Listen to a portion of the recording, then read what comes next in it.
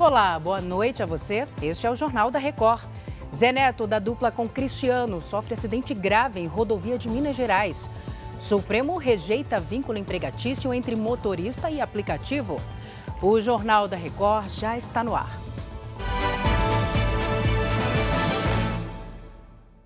Oferecimento: Bradesco. Empréstimo na hora em 3 cliques é fácil. O Supremo Tribunal Federal derrubou uma decisão da Justiça do Trabalho que reconhecia o vínculo empregatício de um motorista com uma empresa de transporte por aplicativo. A Ariane Bittencourt está ao vivo em Brasília e ela traz os detalhes para a gente. Oi, Ariane, boa noite. Boa noite, Salsi. A decisão é da primeira turma do STF. Para os ministros, não existe relação direta de natureza empregatícia entre a plataforma e o motorista. Além disso, eles enviaram ao plenário uma outra ação sobre o mesmo tema para que haja um entendimento definitivo sobre esse assunto. Em julho, o ministro Alexandre de Moraes havia suspendido um processo que tramitava na Justiça do Trabalho e reconhecia esse vínculo. No voto dessa terça-feira, Moraes afirmou que a relação entre aplicativos e aqueles que atuam como motoristas é uma nova forma de trabalho que possibilita o aumento do emprego e renda e também a liberdade. Para o ministro, quem faz parte dessas plataformas pode aceitar quantas corridas quiser, fazer o próprio horário e ainda estabelecer outros vínculos no mercado de trabalho. Salsi. Tá certo, Ariane, obrigada. Já falamos mais. A Polícia Federal e o governo do Paraguai fizeram uma operação conjunta para combater o tráfico internacional de armas. 19 pessoas foram presas suspeitas de envolvimento com a compra e com a distribuição de armamento vindo da Europa. Os primeiros mandados de prisão começaram a ser cumpridos pela polícia no Paraguai. O esquema milionário era usado para trazer armas da Europa para facções criminosas aqui no Brasil. Nós conseguimos identificar aí grandes remessas de armas de fogo da Europa, não só da Croácia, como de outros países, como a República Tcheca, Turquia e Eslovênia. Eram armas que eram importadas desses países para o Paraguai. No Paraguai, essas armas, em Assunção, essas armas eram raspadas, passavam por um procedimento de raspagem. Segundo as investigações, os suspeitos importavam armas da Europa para o Paraguai por meio de empresas fantasmas.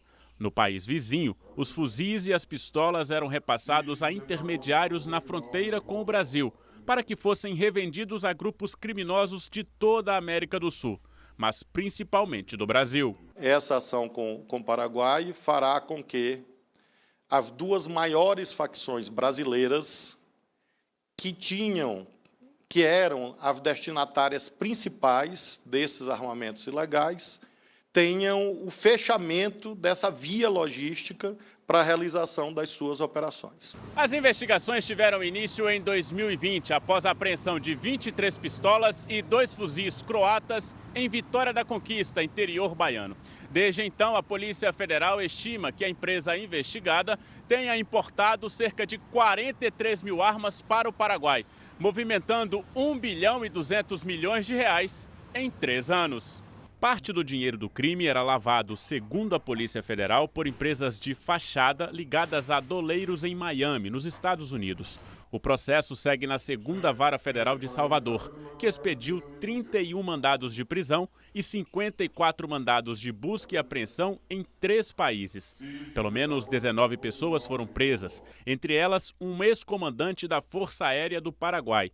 Mas o principal alvo da operação, o argentino Diego Hernán Dirizio, não foi encontrado e é considerado foragido internacional. Ele é apontado pela polícia como um dos maiores contrabandistas de armas da América do Sul. No total da operação, foram bloqueados 66 milhões de reais em bens no Brasil. O Senado Federal aprovou agora à noite uma autorização de empréstimo para Maceió de mais de 200 milhões de reais. O valor será financiado pelo Fundo Financeiro para Desenvolvimento da Bacia da Prata. A velocidade de afundamento do solo da mina de Salgema diminuiu na cidade e a Defesa Civil reduziu o nível de alerta. O governo de Alagoas multou a mineradora em 72 milhões de reais por omissão de informações e danos ambientais. A comunidade do Flechal fica às margens da Lagoa Mundaú. Faz parte de um dos 5 bairros afetados pela mineração de salgema em Maceió. Muitas famílias já foram embora, com medo do colapso. Teve 5 mudanças de ontem para hoje, onde a comunidade não está bem, não está se sentindo bem, está sendo obrigada a deixar os seus imóveis para ir para outras casas pagando aluguel. Aqui moram cerca de 3.500 pessoas, que estão assustadas desde quando foram registrados os primeiros tremores, em 2018.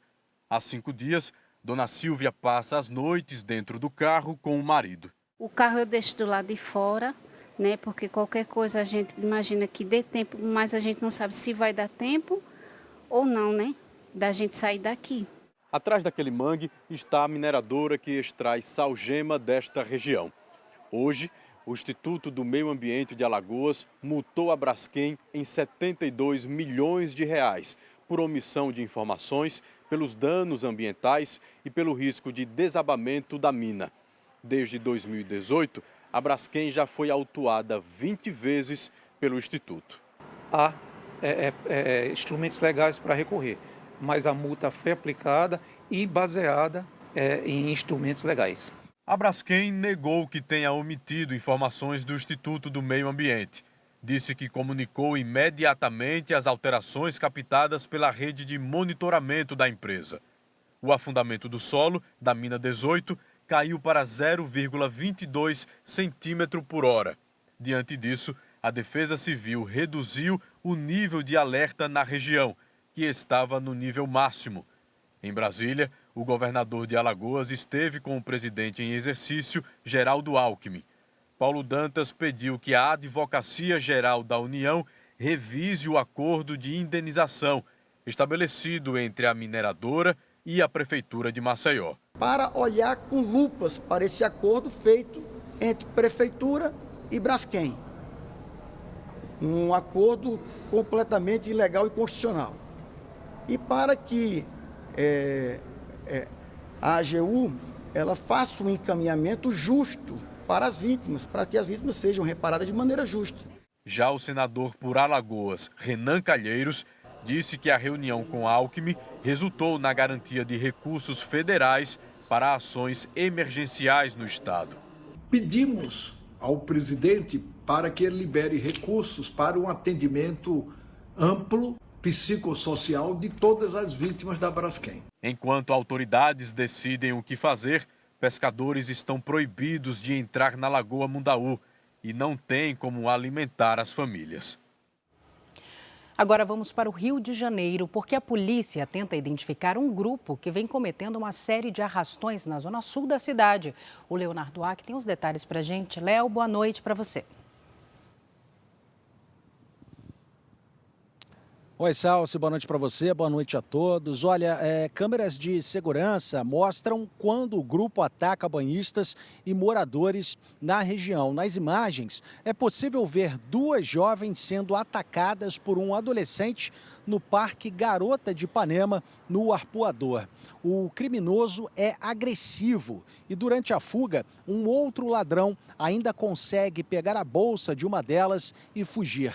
Cerca de 20 minutos depois, aconteceram crimes em Copacabana. O empresário Marcelo Rubim Benchimol, de 67 anos, levou um soco no olho e foi roubado após tentar defender uma mulher. Agora, a Polícia Civil ressalta que todos os casos registrados nas delegacias da região são investigados e que tenta identificar os autores dos crimes, além de reforçar a importância das vítimas registrarem o boletim de ocorrência. Salsi. Que imagens, hein, Léo? Obrigada pelas informações.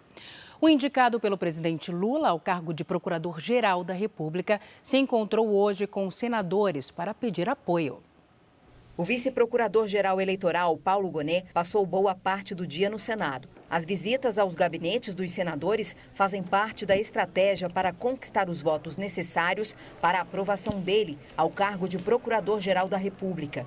Gonet destacou o bom diálogo que teve com os parlamentares. Esse diálogo entre as pessoas que ocupam cargos de direção, de poderes, de instituições, é sempre muito importante e ajuda a que a gente tenha uma gestão republicana né, se o Senado vier a aprovar o meu nome e o presidente confirmar.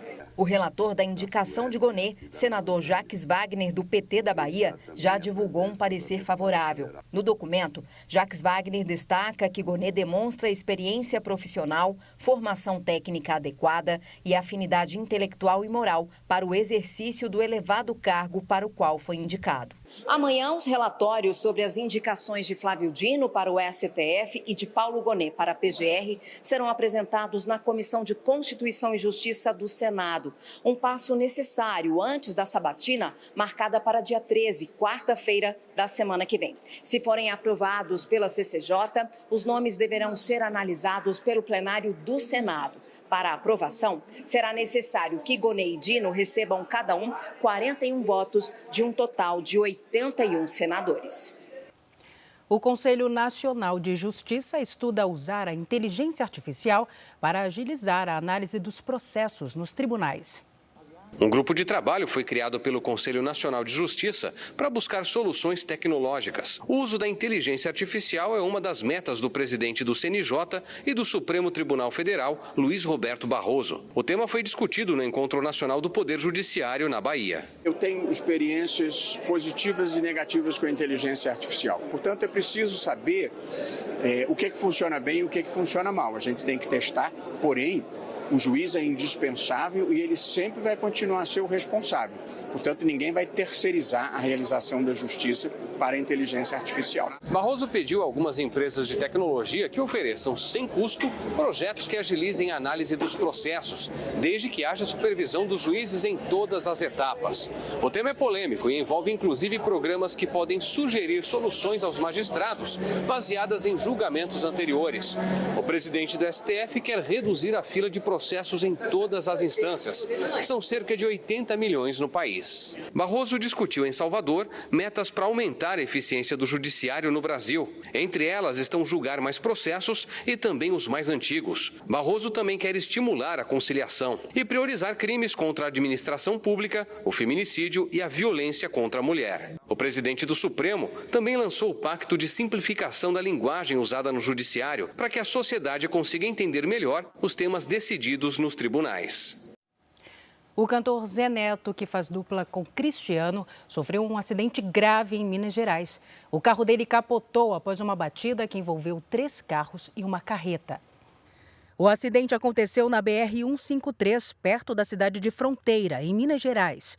O cantor sofreu lesões graves e foi levado consciente para um hospital. As primeiras informações são que ele não corre risco de morrer. Além de Zé Neto, outras 4 pessoas também ficaram feridas. Uma delas, uma mulher em estado grave. Segundo a assessoria da dupla, Zé Neto estava indo embora do rancho dele quando o carro capotou na estrada.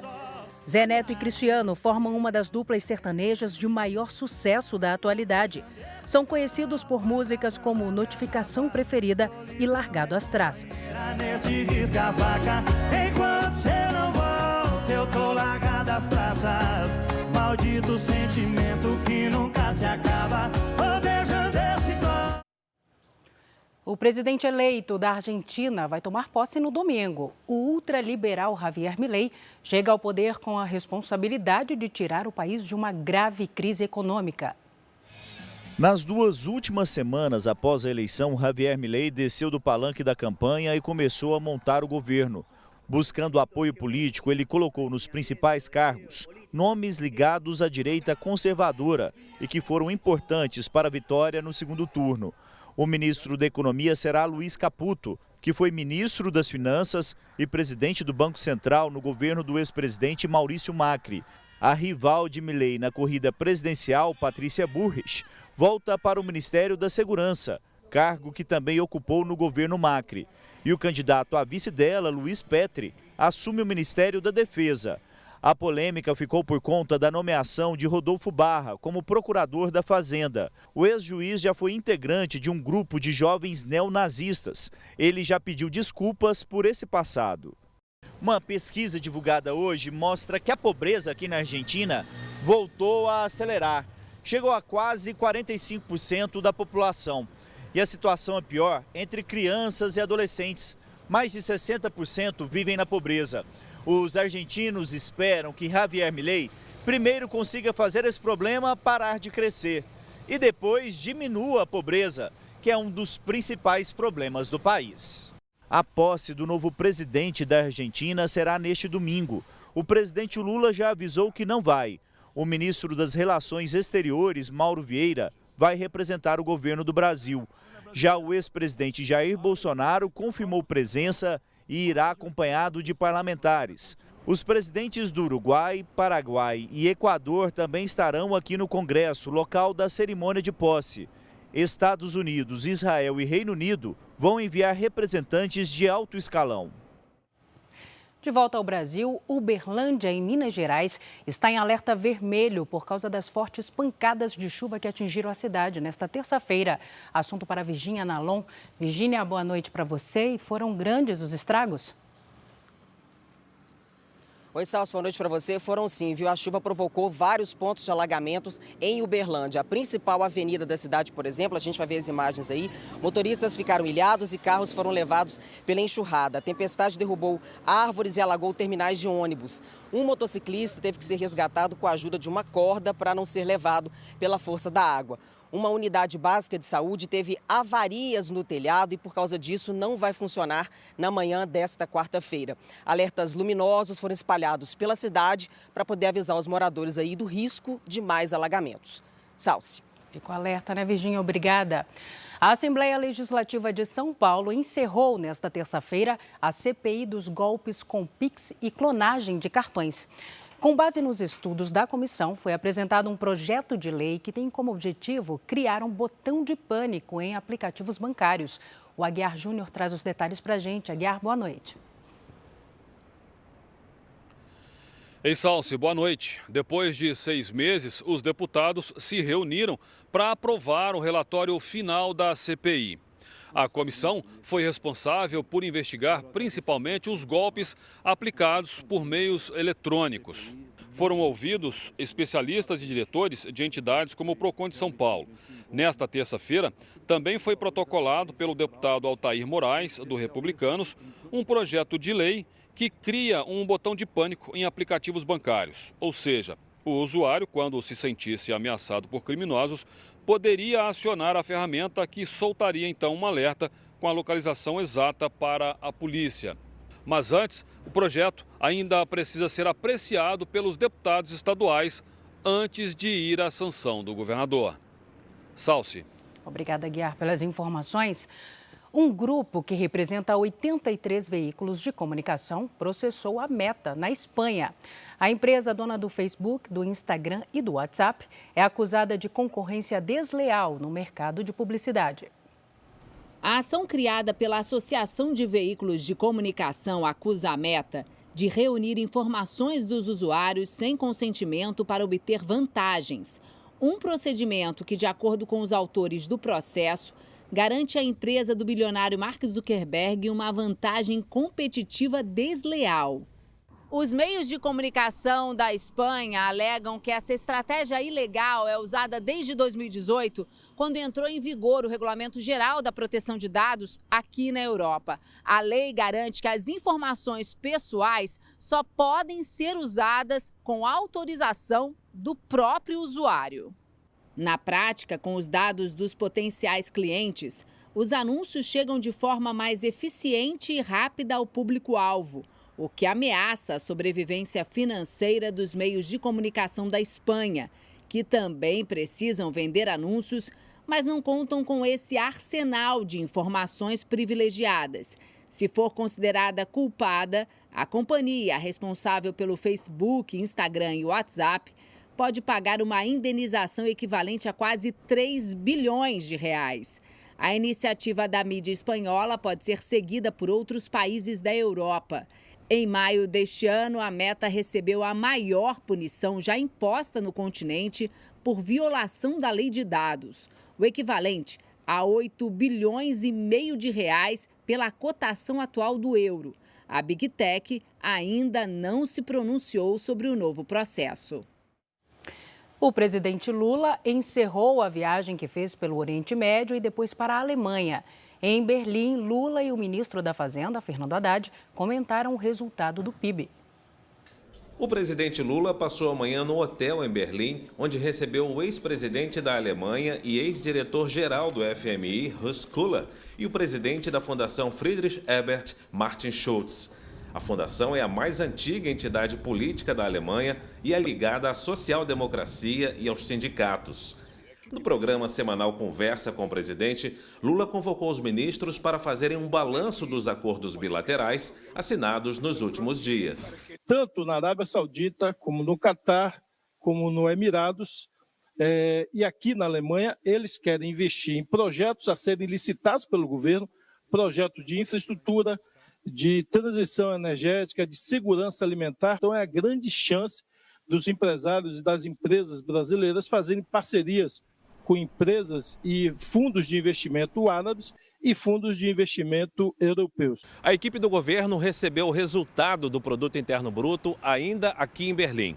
No terceiro trimestre, o PIB, que é a soma de todas as riquezas produzidas no país, ficou positivo em 0,1 ponto percentual, segundo o IBGE.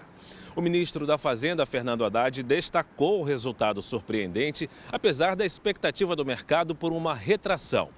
De acordo com Haddad, o resultado seria melhor se o Banco Central tivesse antecipado os cortes nas taxas de juros. E o Banco Central começou a cortar a taxa de juros só em agosto. Então nós tivemos um PIB positivo, mas fraco, mas com os cortes nas taxas de juros, nós esperamos que esse ano nós fechemos o PIB em mais de 3% de crescimento e esperamos um crescimento na faixa de 2,5% no ano que vem. Mas o Banco Central precisa fazer o trabalho dele. O presidente Lula falou dos acordos com a Alemanha para o meio ambiente e comentou o resultado do PIB. Não é só surpresa, é resultado de um trabalho de pessoas que acreditam que é possível fazer as coisas acontecer. E eu acho que o Brasil pode ter o orgulho de se transformar no país do mundo que mais pode oferecer essa perspectiva para esse momento que a gente discute a questão da transição energética. Eu acho que nós não vamos jogar fora as oportunidades do século XXI que nós jogamos fora no século XX.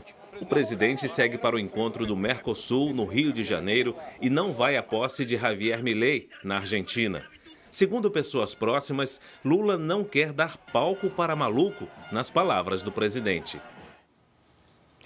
O número de mortos na erupção de um vulcão na Indonésia subiu para 22. A correspondente na Ásia, Silvia Kikuchi, tem os detalhes. Silvia, boa tarde. Olá, Salsi. Boa noite aí no Brasil. As buscas vão ser retomadas nesta quarta-feira porque um alpinista ainda continua desaparecido. O vulcão Marapi entrou em erupção no domingo, expelindo uma nuvem de cinzas de até 3 quilômetros de altura. Mais de 70 alpinistas estavam no local e 22 perderam a vida. As equipes de resgate conseguiram chegar até a cratera do vulcão, de onde os corpos estão sendo retirados. As autoridades locais são cobradas por terem permitido o acesso de turistas, sendo que os especialistas recomendavam a proibição. Assim como o Japão, a Indonésia está localizada no chamado Anel de Fogo do Pacífico, concentrando centenas de vulcões.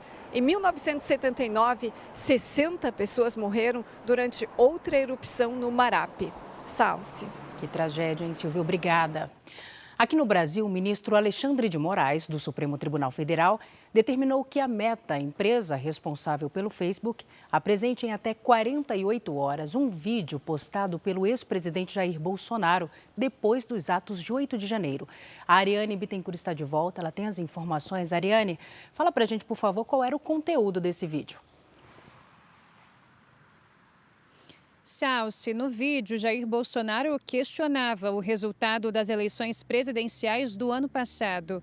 O conteúdo foi compartilhado pelo ex-presidente em seu perfil na rede social no dia 10 de janeiro deste ano, ou seja, 2 dias depois dos atos extremistas. Moraes prevê uma multa diária de R$100 mil para o caso de descumprimento da decisão.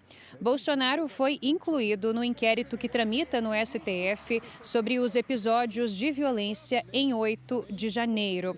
A Procuradoria-Geral da República viu indícios de incitação à prática de crimes com essa publicação. Em nota, a Meta informou que colabora com as investigações, que o vídeo foi apagado pelo ex-presidente e que, por isso, não tem como cumprir a decisão. A defesa de Jair Bolsonaro não se pronunciou, mas em abril já havia informado ou alegado que a gravação tinha sido publicada por engano e que, por isso mesmo, ela foi apagada cerca de 2 horas depois. Salce. Obrigada, minha querida. Bom descanso para você. O planeta esquentou mais rápido do que se imaginava. O alerta é de cientistas que pediram aos países para agirem agora. O risco é de aumento de fenômenos extremos, como ondas de calor, incêndios e tempestades em todo o mundo. O estudo feito por um consórcio internacional de pesquisadores concluiu que o limite de aquecimento de 1,5 graus pode ser superado nos próximos 7 anos. A liberação de carbono provocada pela queima de combustíveis fósseis como o carvão e o petróleo está 6% maior do que em 2015. Foi quando países de todo o mundo se comprometeram a emitir menos gases para frear esse aumento. Não estamos indo na direção certa, alertou o principal autor do estudo. Entre os maiores poluidores estão China e Índia, enquanto os Estados Unidos e a União Europeia anunciaram que conseguiram reduzir as emissões. Muitos países falam em investir em energias renováveis, mas segundo os cientistas, se a queima de combustíveis fósseis não diminuir, os esforços serão em vão. Segundo a ONU, para conter o aquecimento global, é preciso reduzir pela metade a liberação de carbono na atmosfera, ainda nesta década. O desafio exige esforços de todos os lados. Segundo o estudo, só o setor de aviação aumentou em 28% as emissões de gases poluentes após a pandemia. Para comemorar o Dia Internacional do Voluntariado, nesta terça-feira foi realizado um jantar para arrecadar doações para o Instituto da Criança e do Adolescente do Hospital das Clínicas de São Paulo, unidade que atende 35 mil pacientes por mês. O evento foi promovido pelo Comitê Comunitário Consultivo do Instituto, grupo que atua para melhorar a qualidade de vida dos pacientes, com a captação de recursos e com a cobrança de melhores políticas públicas para crianças que precisam de acompanhamento. Médicos e voluntários foram homenageados. O valor arrecadado será revertido para o Natal Solidário, campanha realizada em benefício dos pacientes. O Brasil poderia arrecadar mais de 80 bilhões de reais por ano se as empresas de tecnologia que atuam aqui pagassem impostos de maneira mais justa. É o que aponta um estudo da Universidade de Brasília.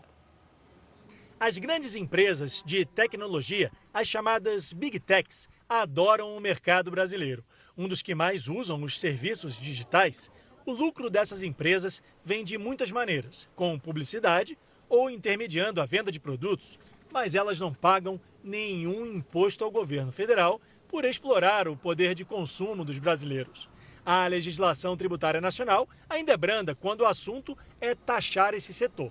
Um estudo feito pela Universidade de Brasília mostra que tributar as Big Techs pode gerar uma arrecadação bilionária aos cofres públicos. Os pesquisadores levaram em conta a atuação de empresas de 6 nichos: e-mail, armazenamento em nuvem, ferramentas de produtividade, compras online, streaming de áudio e vídeo e redes sociais. E usaram como base as alíquotas de projetos de lei sobre tributação que tramitam no Congresso Nacional.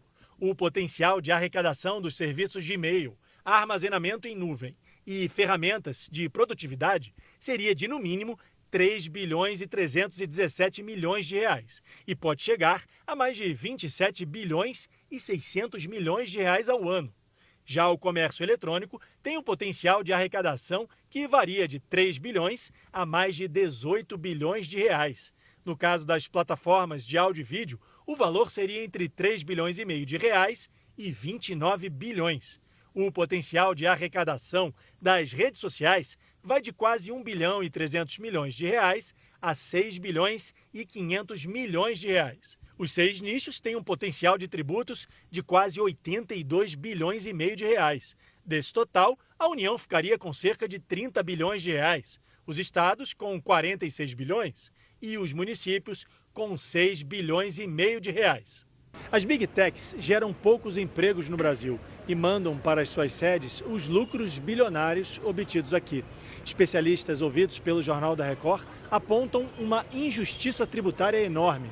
Essas empresas são qualificadas como de tecnologia, mas faturam com outros serviços, como publicidade, por exemplo, que já tem tributação prevista na legislação brasileira. Ou prestam serviço de intermediação entre um comprador e um vendedor, ou entre um fornecedor de serviço e um interessado naquele serviço, ou prestam serviço de publicidade, ou prestam serviço de disponibilização de um banco de dados. As empresas, muitas delas sediadas, como eu mencionei, sediadas em paraísos fiscais, prestam serviços e esse valor vai direto para essas contas onde possuem isenções tributárias. O Brasil, por falta de acordo, não tem como participar dessa fatia tributária. Para chegar à projeção de arrecadação, o estudo da Universidade de Brasília analisou informações financeiras das empresas nos últimos 3 anos. As Big Techs ganharam $1 trilhão em valor de mercado nesse ano. Estamos tomando prejuízo não só o Brasil, mas todos os países onde essas empresas atuam. E elas fazem riqueza aqui, mas não investem aqui, não plantam aqui,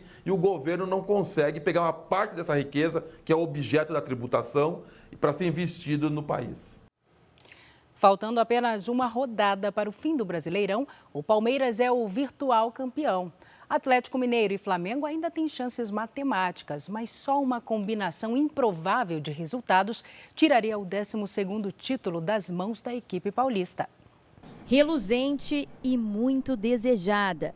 A taça de campeão já chegou à sede da Confederação Brasileira de Futebol, no Rio de Janeiro.